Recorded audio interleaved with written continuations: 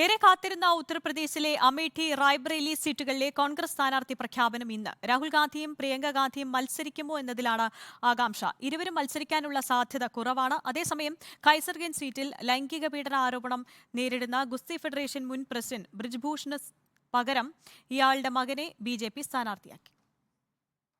അമേഠിയിൽ രാഹുലും റായ്ബറേലിയിൽ പ്രിയങ്കയും മത്സരിക്കുമോ? ആഴ്ചകൾ നീണ്ട പല അഭ്യൂഹങ്ങൾക്കും വിരാമമിട്ട് ഈ ചോദ്യത്തിന് ഉത്തരം ലഭിക്കാൻ ഇനി മണിക്കൂറുകൾ മാത്രം.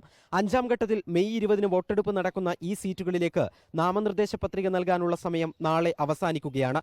ഇരു നേതാക്കളും മത്സരിക്കുന്നതിൽ ചർച്ചകൾ നീണ്ടതോടെയാണ് സ്ഥാനാർത്ഥി പ്രഖ്യാപനം ഈ അവസാന മണിക്കൂറിലേക്ക് വരെ നീണ്ടത്. മത്സരിക്കാനില്ലെന്ന് പ്രിയങ്ക ഏറെക്കുറെ ഉറപ്പിച്ച മട്ടിലാണ്.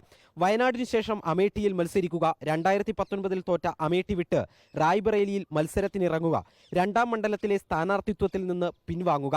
രാഹുലിന്റെ കാര്യത്തിൽ ഇതാണ് സാധ്യതകൾ. 2 ആഴ്ച കൊണ്ട് മണ്ഡലത്തിൽ പ്രചാരണം നടത്തി കളം പിടിക്കണം. പക്ഷേ വരാനിരിക്കുന്ന 3 ഘട്ടങ്ങളിലെ തെരഞ്ഞെടുപ്പ് പ്രചാരണവുമായി മറ്റ് സംസ്ഥാനങ്ങളിൽ സജീവമാകാൻ കഴിയുകയുമില്ല. മത്സരിക്കാൻ തീരുമാനിച്ചാൽ ഇങ്ങനെ രാഹുലിന് മുന്നിൽ കടമ്പകൾ ചെറുതല്ല. റായ്ബറേലിയിൽ കോൺഗ്രസ് പ്രഖ്യാപനം കാത്ത് പ്രഖ്യാപനം വൈകിച്ച ബിജെപി ഒടുവിൽ UP സഹമന്ത്രി ദിനേശ് പ്രതാപ് സിംഗിനെ വീണ്ടും സ്ഥാനാർത്ഥിയാക്കി.